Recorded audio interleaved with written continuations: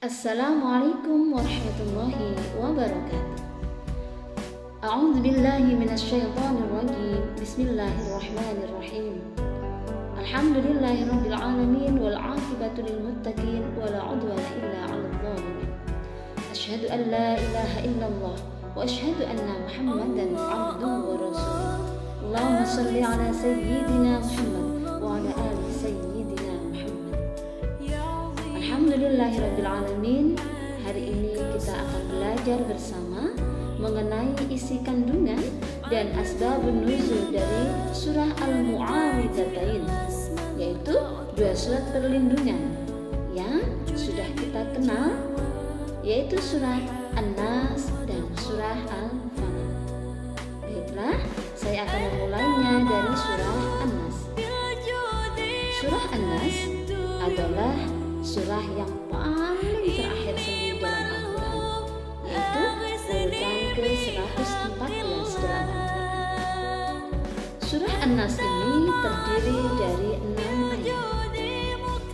Surah An-Nas digolongkan surat Makkiyah karena surat An-Nas diturunkan di kota Mekah sebelum Nabi Muhammad SAW hijrah ke Madinah. Nah, surat ini atau surat An-Nas ini diturunkan sesudah surat Al-Falaq. Surah An-Nas artinya adalah manusia. Nah, pokok-pokok isi kandungan dari surat An-Nas ini adalah: 1. Perintah kepada kita, yaitu manusia, agar selalu berlindung kepada Allah dari segala macam kejahatan yang datang kepada jiwa manusia, baik kejahatan itu yang berasal dari golongan jin maupun dari golongan manusia itu sendiri.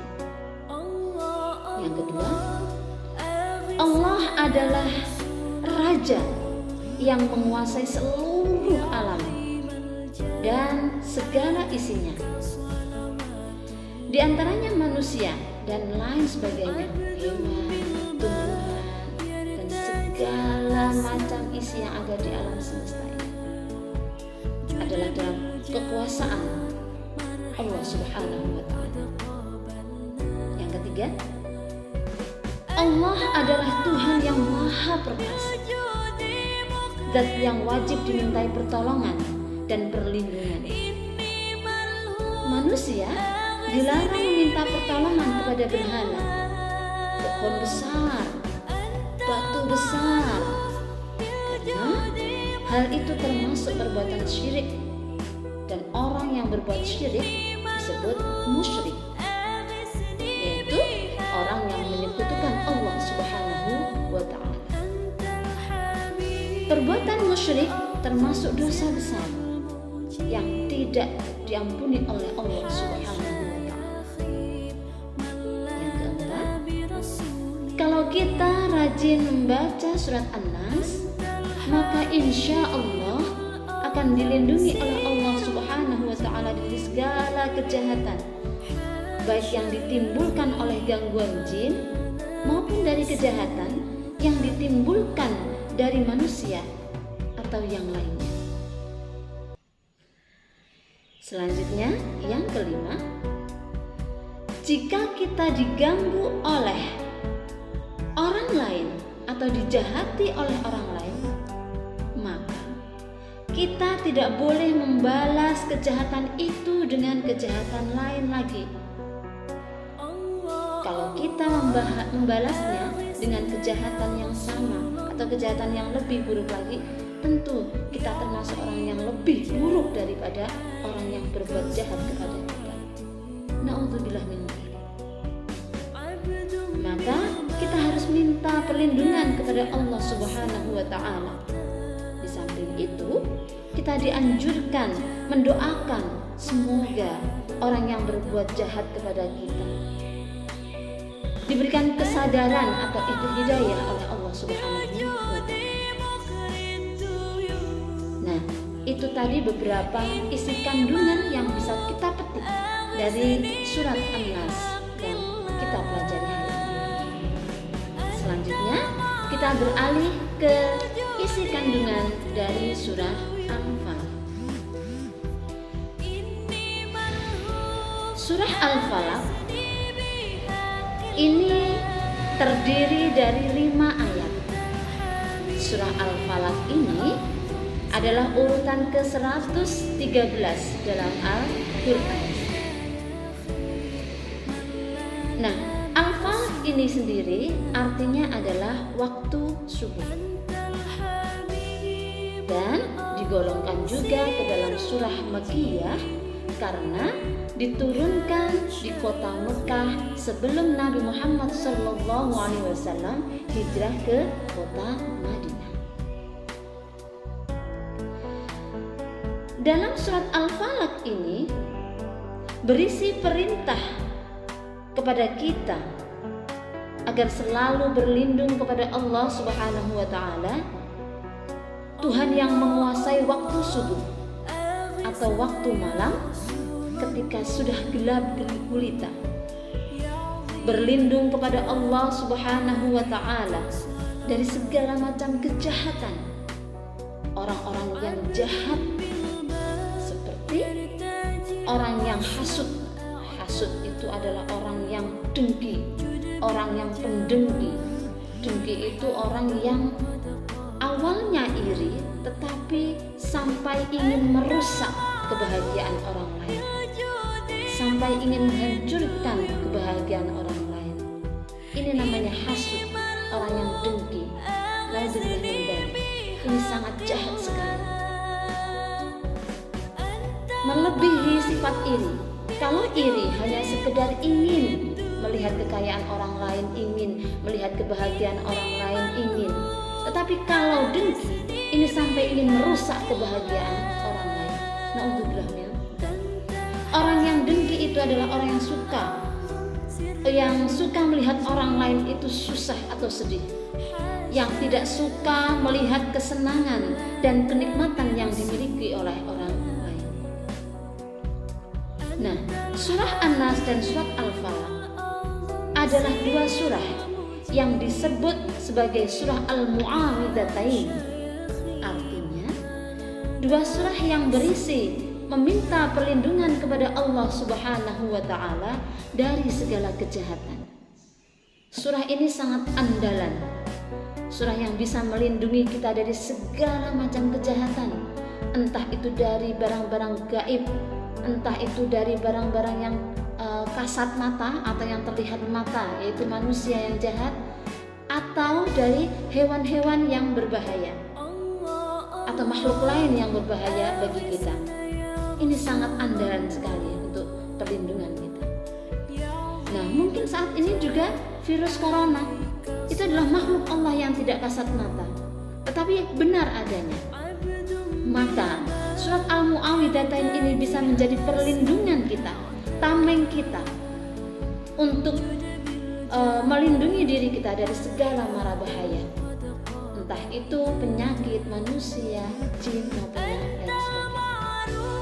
Baiknya, surat ini selalu kita baca setiap pagi dan sore hari masing-masing 3 kali, dan kita baca sebelum tidur.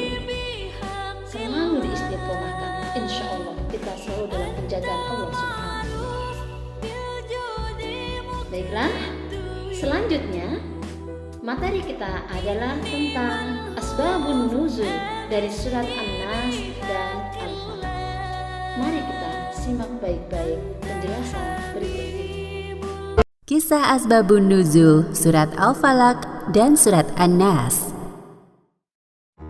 Pernah suatu ketika Nabi Muhammad menderita sebuah penyakit. Beliau merasa seperti melakukan sesuatu, padahal sebenarnya tidak melakukannya. Hal tersebut terjadi selama beberapa kali dan mengganggu pikiran beliau.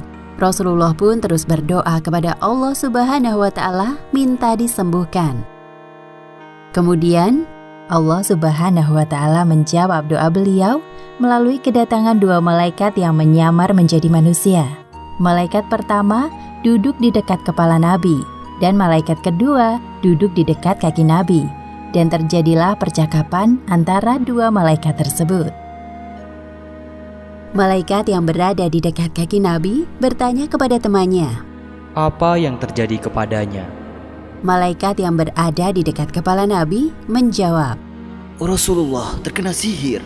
"Siapa orang yang menyihirnya? Dengan apa ia melakukannya?"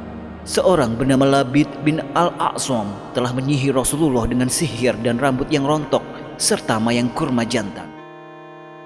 Kedua malaikat itu masih saling berdebat seru. Nabi Muhammad mendengar pembicaraan mereka. "Di manakah sihirnya diletakkan?" Di dalam sumur Zarwan. Keesokan harinya, Rasulullah mengutus Amr bin Yasir dan beberapa orang sahabat untuk memeriksa sumur Zarwan. Lalu para sahabat menguras air sumur yang ternyata airnya berwarna merah kecoklatan. Setelah sumur menjadi kering, para sahabat menemukan sebuah gulungan di bawah sebuah batu di dasar sumur. Ketika gulungan dibuka, tampak gulungan tali yang terdiri dari 11 simpul. Gulungan tersebut diambil lalu dibakar.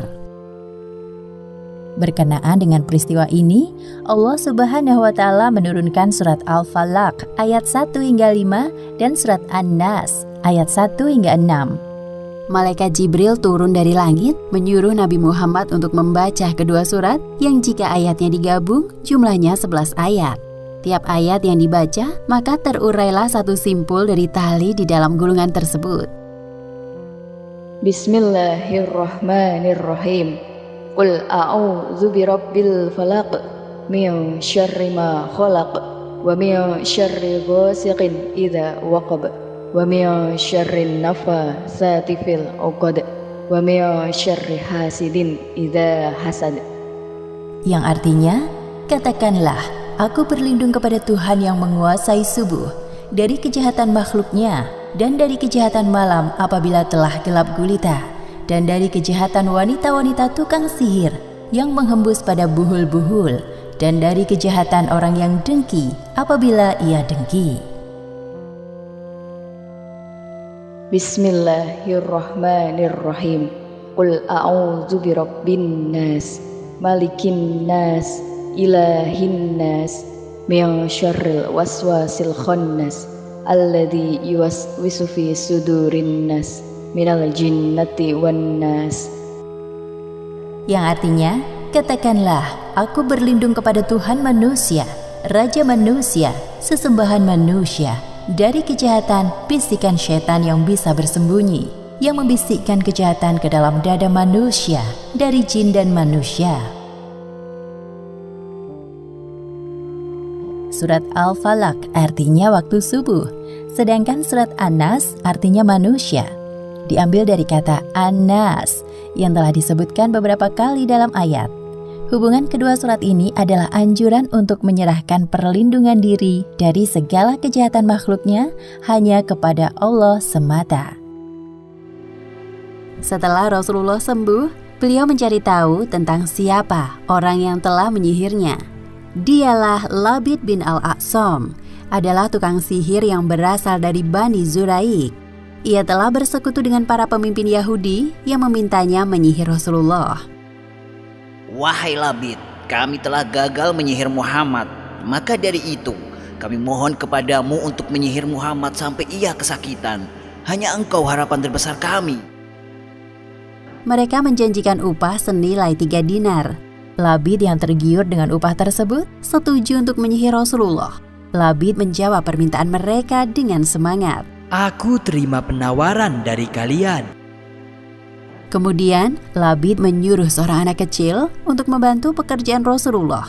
Diam-diam tanpa sepengetahuan Rasulullah, anak kecil utusan Labid itu mencuri sisir rambut yang telah dipakai beliau. Anak kecil tersebut menyerahkan sisir milik Rasulullah kepada Labid.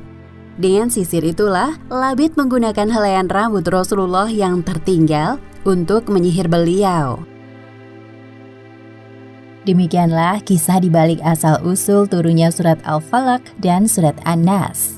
Hikmah yang dapat kita ambil dari kisah ini, pertama, hendaknya kita selalu membaca surat Al-Falaq dan surat An-Nas sebelum tidur sebagai perlindungan sampai terbangun di waktu subuh.